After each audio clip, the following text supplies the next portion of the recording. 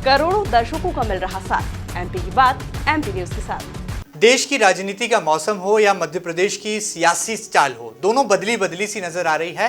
और राजनीति की तासीर ही कुछ ऐसी है कि क्रिया पर प्रतिक्रिया खुद ब खुद सामने आ जाती है। और देश में वर्तमान दौर में कांग्रेस के सबसे बड़े चेहरे राहुल गांधी को लेकर लगातार सड़कों पर जोश दिखाई दे रहा है। संसद से उनकी सदस्यता खत्म होने के मामले ने अब सियासी तूल पकड़ लिया है और कैसे मध्य प्रदेश, जिसे कि हिंदुस्तान का दिल कहा जाता है, वहां पर भी लगातार बवाल मचा है।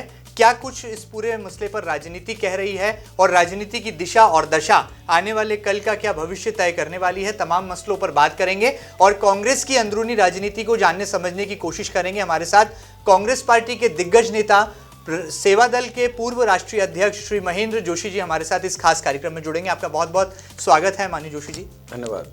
महेंद्र जोशी जी, ये वो नाम है जो कि राजनीति में बड़े ही सुलझे हुए, सादगीपूर्ण अंदाज और स्पष्टवादिता के लिए जाना पहचाना जाता है। चूंकि सेवा दल से जुड़े हैं, इसलिए अनुशासन उनके अंदाजे बयां में खुद ब खुद यहाँ पर परिलक्षित होता है और राजनीति के बड़े ही मंझे हुए खिलाड़ी हैं। शायद यही वजह है कि कमलनाथ ने, यानी कि मध्य प्रदेश कांग्रेस पार्टी के मुखिया ने, उन्हें इंदौर जैसे बड़े शहर की जिम्मेदारी भी सौंपी है बतौर प्रभारी। तो आइए बातचीत की शुरुआत करते हैं और राहुल गांधी को लेकर आखिर कांग्रेस पार्टी इतना क्यों नाराज है, क्यों इतना आक्रामक अंदाज इन दिनों कांग्रेस पार्टी का दिखाई दे रहा है और संसद से सदस्यता खत्म होने के मामले को लेकर कांग्रेस पार्टी का क्या स्पष्टीकरण है, आइए जानने समझने की कोशिश करते हैं।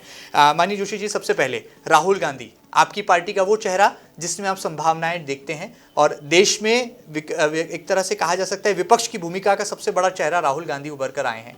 किस तरह से देखते हैं उनकी संसद की सदस्यता के खत्म होने के मामले को लेकर? देखिए, भारतीय संसदीय परंपरा हो या हमारे दैनिक जीवन का सामाजिक परंपराएं, जी जी, ये देश हमेशा अपनी परंपराओं से, मूल्यों से और यूं कहा जाए कि अपनी उस संस्कृति से जाना जाता है जिसे सब लोग वसुधैव कुटुंबकम कहते हैं। परिवार की भांति हम लोग रहते हैं, जीते हैं और शायद इसकी छाया और इसका प्रभाव हमारी राजनीति पर भी दिखाई देता था।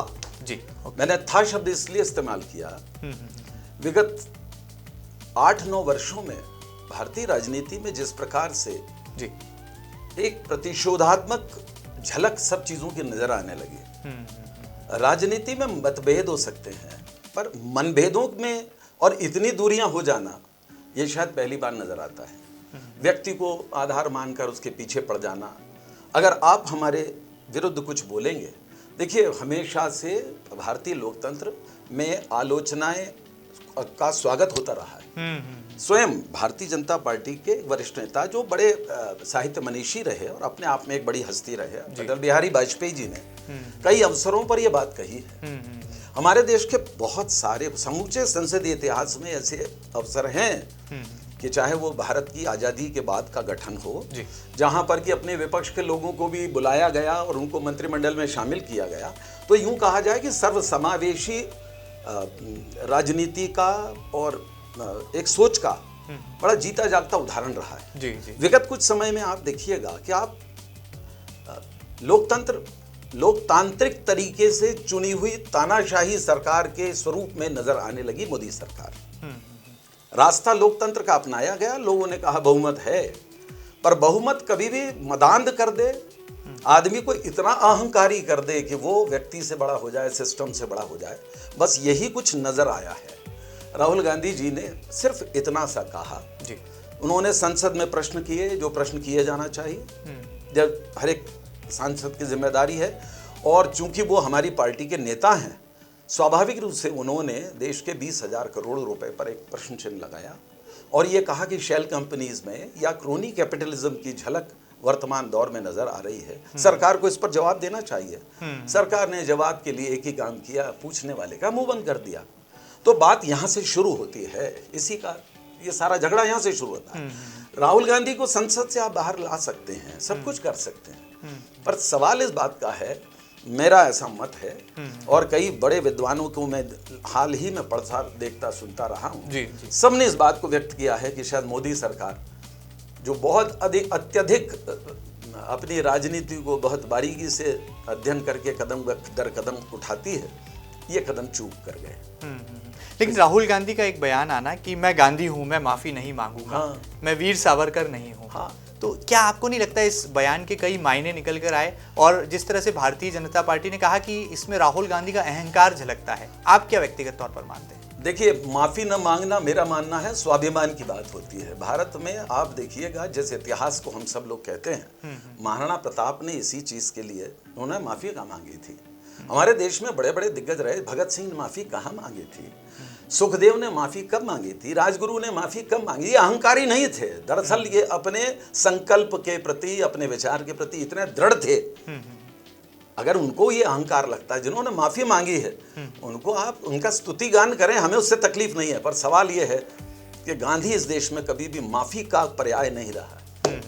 लेकिन जिस तरह से गांधी की माफी का पर्याय नहीं रहा, मैं आपकी बात से सहमत हूँ, लेकिन गांधी जी ने कहा है कि अहिंसा परमो धर्म जी। लेकिन इन दिनों जो बवाल दिखाई दे रहा है, अब वो दिखता है कि अब उस जैसे ज्वालामुखी फटने वाला है, अब उस प्रारूप में जो है तमाम तस्वीरें गांधी ने मैं माफी चाहूँ, मैं आपको एक बात साफ कर दूं, जी, गांधी ने कभी भी अहिंसा को कायरता की श्रेणी तक लाने में कभी भी अपनी रजामंदी नहीं दी है। गांधी ने कहा है, जिस समय आपको ऐसा लगे कि आपकी अहिंसा कायरता में परिणत हो रही है, तो उस समय आप अपनी अहिंसा की दिशा बदल दें। और मेरा मानना यह है, स्वरूप अहिंसक होता है।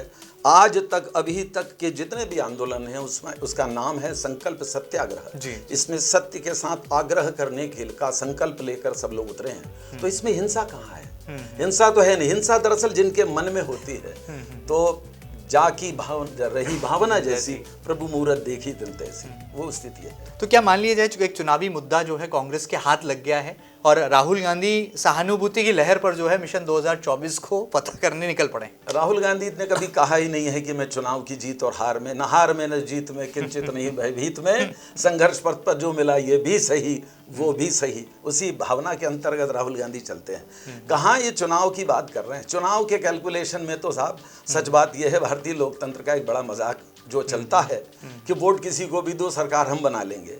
जिन लोगों ने लोकतंत्र की इतनी बुरी दुर्गति करी है, ऐसी परिभाषाएं गठित करी हैं कि अगर एक भी हमारा होगा और हमारा एक भी ना होगा तो भी हम सरकार बनाएंगे। तो राहुल गांधी सरकारों के लिए नहीं है वो मेरा मानना यह है, राहुल गांधी को संसद से तुमने बाहर निकाला और हिंदुस्तान की गलियों को उसने संसद बना दिया है, ये सबसे बड़ी जीत है। चलिए, बहुत बड़ी बात है। बहरहाल यहाँ पर जिस तरह से मैंने कहा कि सियासत के सूझबूझ भरे खिलाड़ी हैं और महेंद्र जोशी जी राजनीति का एक तगड़ा अनुभव जो है अपने साथ रखते हैं, सेवा दल के राष्ट्रीय अध्यक्ष भी रहे हैं, तो जाहिर सी बात है कि सेवा दल की बात जहां पर आती है तो सेवा भावना उनकी बातों से यहां पर परिलक्षित भी होती है। आगे बढ़ते हैं जोशी जी, आपने राजनीति का वो दौर भी जिया है जब राजनीति में सिद्धांतों की बात हुआ करती थी, जनता से सरोकार रखने वाले मुद्दे सर्वोपरि होते थे। क्या वर्तमान दौर की राजनीति में आप परिवर्तन पाते हैं और ये जनता से सरोकार रखने वाला जो पहलू है ये कहीं पीछे छूटा चला जा रहा है, ऐसा आप कभी महसूस करते हैं, अनुभव करते हैं? देखिए, मैं इस बात को आपकी अनुमति से जरूर कहना चाहूँगा कि मेरा सौभाग्य है कि मैं एक स्वतंत्रता संग्राम सेनानी परिवार में जन्मा हूँ। जी। मेरे परिवार में मेरे स्वर्गीय दादा इस मध्य भारत के प्रथम मुख्यमंत्री रहे। जी जी जी।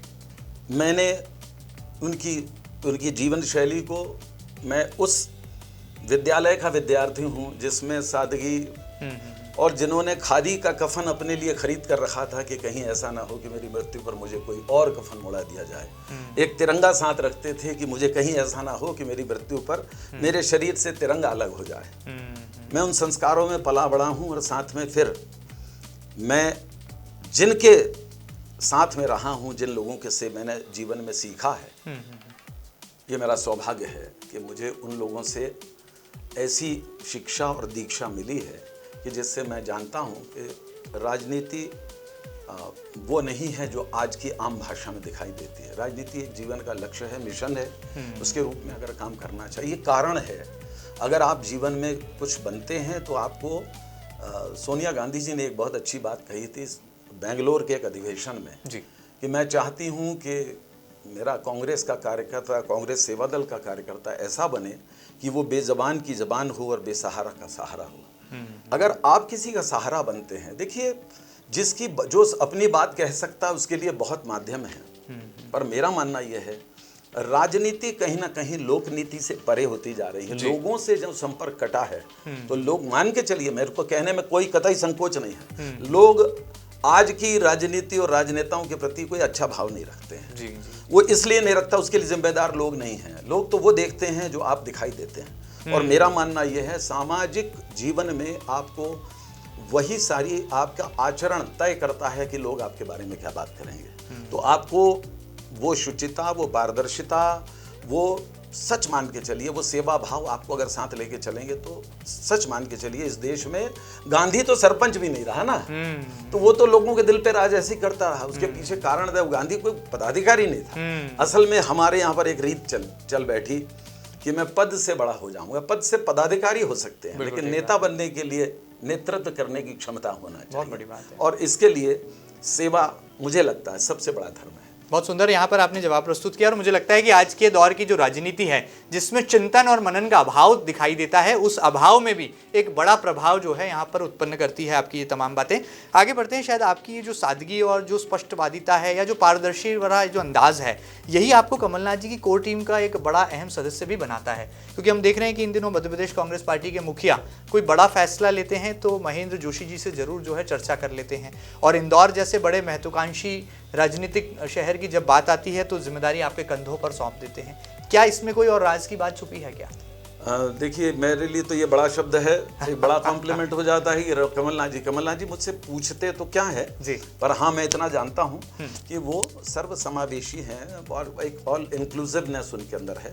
हर एक व्यक्ति की बात की अहमियत रहती है। छोटे से छोटे कार्यकर्ता का जो सुझाव रहता है, कोई बात रहती है, तो वो उसको सुनते समझते हैं। मेरा मानना यह है कि मैंने अपने जीवन में कई सारे राजनेताओं के साथ काम करने का अवसर मिला जी, और ये कहते हुए बड़ा फख्र है, बड़े ही गौरव से, और बहुत मैं अपनी संपूर्ण ईमानदारी से इस बात को कहना चाहता हूँ कि कमलनाथ जी की प्रशासनिक क्षमताओं और उनके जैसा सरल, जो सर्व स्वीकार्य व्यक्ति होता है या सबको स्वीकार, मतलब जिस तरीके से वो लोगों के बीच इंटरैक्ट करते हैं और हर पॉलिसी में लोगों की सारी बातों को समझते हैं, जल्दी से बात करते हैं, और उनके मन में जो चीज़ें हैं उनको हम जितना देख पाए हैं उसके आधार पर मुझे लगता है कि वो उनका अनुभव और उनके गुणों की श्रेष्ठता का एक सुंदर संगम है। उनके साथ काम करने का मौका मिलता है तो ये उन्होंने ही ये साहस दिया है कि आपके मन में जो बात आए, जो लोगों की बातें सुनकर या कार्यकर्ताओं से बात करके जो विषय आते हैं उनको आप ज़रूर बताएं।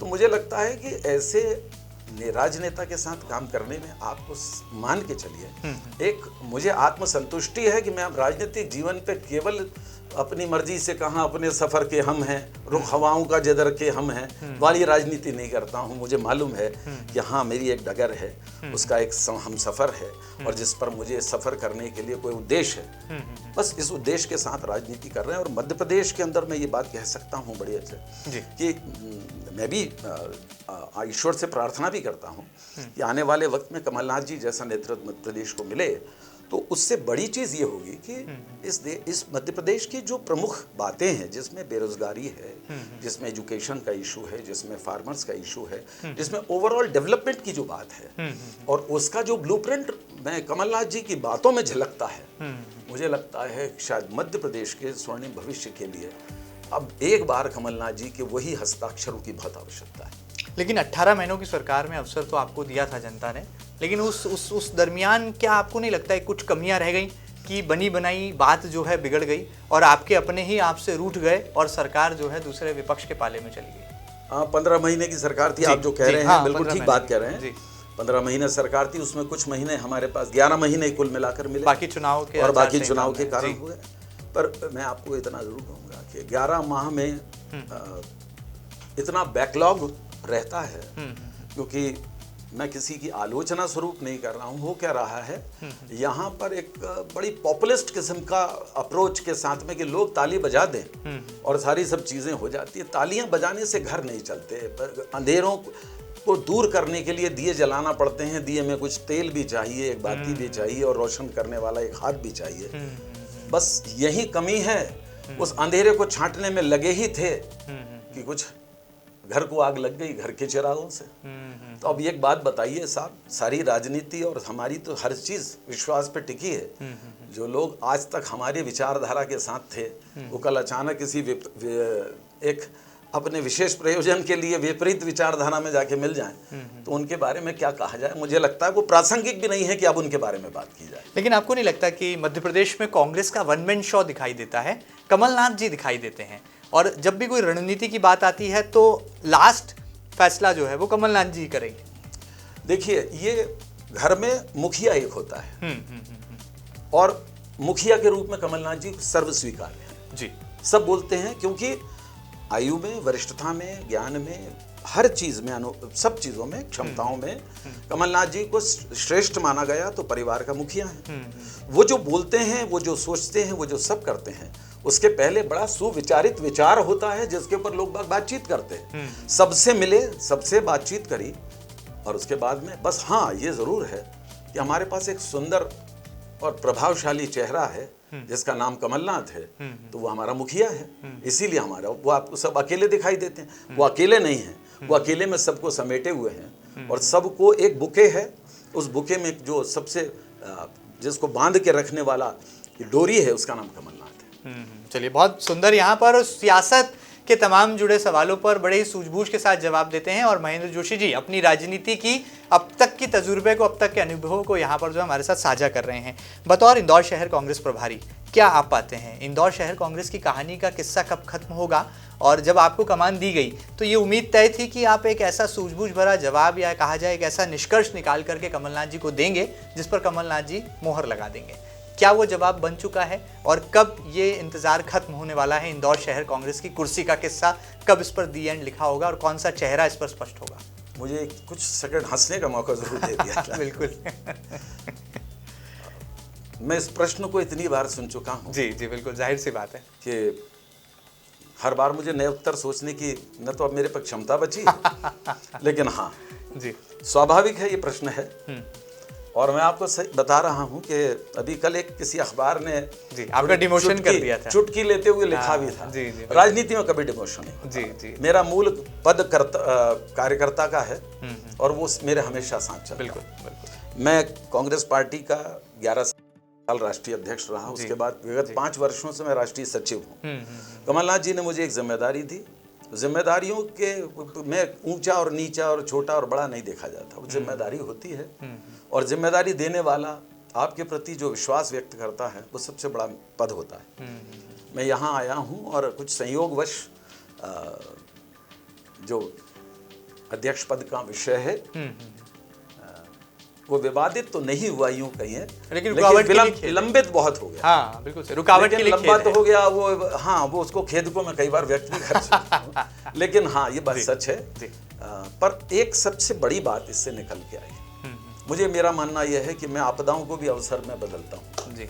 जब यहाँ पर आने का मौका मिला तो मैं कभी जीवन में मैंने किसी जिला अध्यक्ष वाली जिम्मेदारियों को महसूस नहीं किया था। पर मैं ये कह सकता हूँ कि मैं उन तमाम जितने जिला अध्यक्ष काम करते हैं, जो भी एक यूनिट का अध्यक्ष होता है, उसकी कितनी जिम्मेदारियाँ होती हैं, उसकी कितनी बाधाएं होती हैं, इन चीज़ों को मुझे लगता है कि अगर वो कहता है ना कि मुझसे अगर कोई कहे कि मैं फिर क्या हो जाऊँ, तो कई बार होता है कि कोई कहे तो मैं बच्चा हो जाऊँ। तो वैसी कुछ स्थिति बनी है कि मैं राजनीति में बहुत ऊंची पाठशाला के बड़े ऊंचे दर्जे में पहुंचने के बाद मुझे अचानक फिर से वो अपने स्कूल की पंचतंत्र की कहानियां पढ़ने का मौका मिला है। लेकिन मैं सच बता रहा हूँ, कार्यकर्ताओं के साथ में मिलना, बैठना, बात करना और शायद जो संवाद बहुत कम या दूरियां हो गई थी, वो बैठकर फिर संवाद हुआ और आप मानिएगा मैंने उस विश्वास को फिर अर्जित किया इतने दिनों में। और आज का जो प्रदर्शन हुआ जी, उसमें मैंने सिर्फ उनसे अनुरोध किया था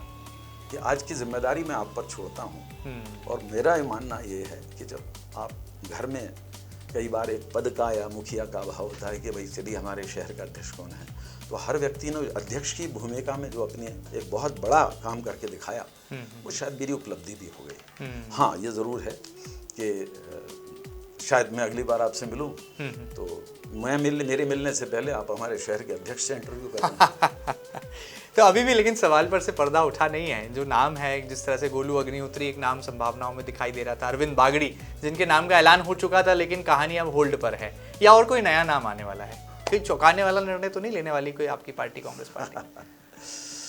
क्योंकि निर्णय तो आपसे होकर ही जाने वाला है। ये कांग्रेस लाम पर है, जो जहां भी है वो अपने काम पर है।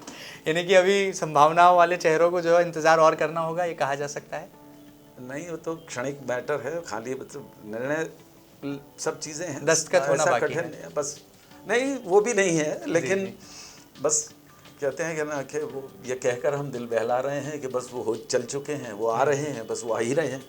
तो इतनी सी बात हो जाती। कई बार राजनीति है, निर्णयों में देरी लग जाती है, पर कोई कठिनता नहीं है, किसी किस्म की उलझन नहीं है। और उनमें दोनों में जिस तरीके का भाईचारा या तीनों चारों में जो भी लोग हैं, मुझे अच्छा लगता है कि वो लोग आपस में एक दूसरे से जिस तरीके से मिलते हैं कि यार तुम भी बन जाओ तो मेरा सहयोग है, मैं बन जाऊं तो तुम कर देना, तो बड़ा अच्छा और सुखद वातावरण, कोई दिक्कत नहीं है। लेकिन हाँ, जल्दी होना चाहिए और हो जाएगा। बड़ी बात है। कैरम बोर्ड की जो खेल होता है वो बड़ा निराला होता है, और कौन सी गोट जो है वो यहाँ पर वो गोल करने वाली है ये उस गोट को पता नहीं होता, लेकिन स्टाइगर ये बात जानता है। लेकिन वो राज की बात होती है, और सियासत में भी मुझे लगता है स्टाइगर का काम जो है वो यहाँ पर बखूबी निभा रहे हैं बतौर शहर कांग्रेस प्रभारी, और आने वाले दिनों में इस राज पर से भी पर्दा वो जल्दी उठा देंगे, ऐसा वो दावा कर रहे हैं। जाते जाते मध्य प्रदेश में विधानसभा चुनाव है, महेंद्र जोशी जी क्या मानते हैं 2018 का इतिहास क्या कांग्रेस पार्टी फिर दोहराने वाली है 2023 में, और इस बार किन मुद्दों के आधार पर जो है आप जनता के बीच जाने वाले हैं? क्योंकि फाइट अब की बार भारतीय जनता पार्टी भी बड़े ही आक्रामक और जोशीले अंदाज में, और खासतौर पर सत्ता में रहते हुए कई योजनाओं की रेवड़ियां बांटकर जो है चुनाव मैदान में आने वाली है। चुनौती बड़ी है, क्या तैयारी आपकी पार्टी की है? जो सारी की सारी जो योजनाओं की घोषणा हो रही है और सब कुछ कहीं से बहना निकल के आ रही है, कहीं फिर मामा जोर लगा रहा है, सारी बात। सवाल खड़े होते हैं कि 18 वर्ष से बहन तो यहीं थी, पता नहीं कहां से अचानक बहन की याद आई। तो अलग अलग तरीके से लुभाने की कोशिश हो रही है। ये बताता है दरअसल कि बुनियाद की कहानी समझ में आ रही है कि मामला खोखला हो चुका है, कुछ बचा नहीं है। 3.25 लाख करोड़ का बजट आता है, 4 लाख करोड़ से ऊपर हम ले चुके हैं उधार में। हर आदमी पे 45,000 रुपए का कर्जा हो गया है, कर्ज में डूबा हुआ प्रदेश है। मुख्यमंत्री जहाँ जाते हैं वहाँ घोषणाएं करते हैं, उनकी मजबूरी है दरअसल, उनको ये बात मालूम है। और बस हाँ, इतना ज़रूर है कि वो झूठ बोलता है बड़े ही सलीके से, और लोग हैं कि एतबार किए जाते हैं। उनका झूठ बोलने का सलीके की तो मैं तारीफ करता हूँ, कमाल करते हैं। पर सवाल ये है कि लोग बाग भी कितनी देर तक, काट की हांडी एक आध दो बार चढ़ सकती है। मेरे यहाँ पहली बार देखा है जो 2-3 बार चढ़ गई, और एक बार तो बीच में हमारे लोगों ने उस हांडी को गड़बड़ कर दिया।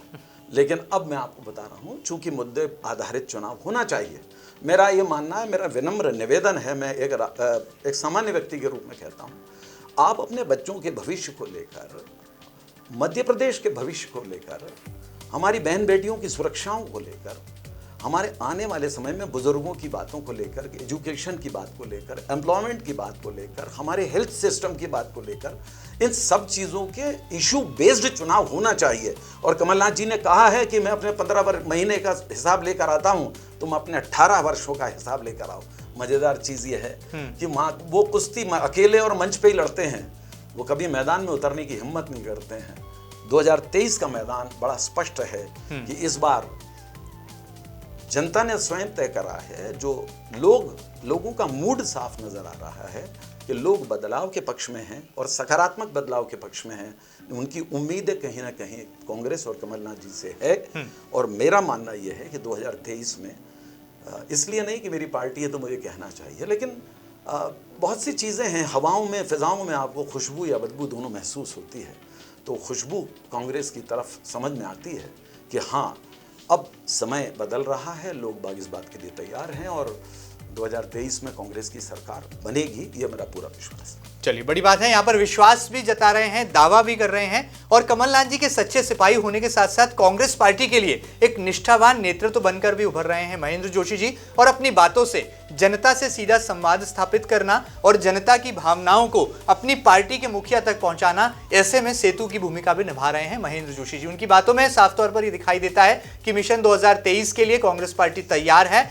यहाँ पर स्पष्ट है कि कमलनाथ ही उनका चेहरा होंगे, कमलनाथ पार्टी के मुखिया हैं, लिहाजा उनके ही चेहरे के तौर पर जो है पूरी पार्टी मैदान में होगी। देखना बहुत लाजमी होगा कि किन मुद्दों के आधार पर ये चुनाव होते हैं, और विधानसभा चुनाव क्या मध्य प्रदेश की दिशा और दशा परिवर्तन में अपनी सशक्त भूमिका निभा पाते हैं। उम्मीद है आपको एक खास बातचीत पसंद आई होगी। ताज़ा तरीन खबरों के लिए कहीं मत जाइएगा, लगातार बने रहिएगा आपके अपने न्यूज़ चैनल MP न्यूज़ के साथ। फिलहाल दीजिए इजाजत, नमस्कार। बहुत बहुत धन्यवाद। एमपी की नब्ज, एमपी का हाल, मध्य प्रदेश की हर खबर एमपी न्यूज टीवी के साथ। लगातार खबरों के लिए सब्सक्राइब करें हमारा YouTube channel MP news TV. Latest updates के लिए बेल आइकन दबाना जरा भी न भूलें।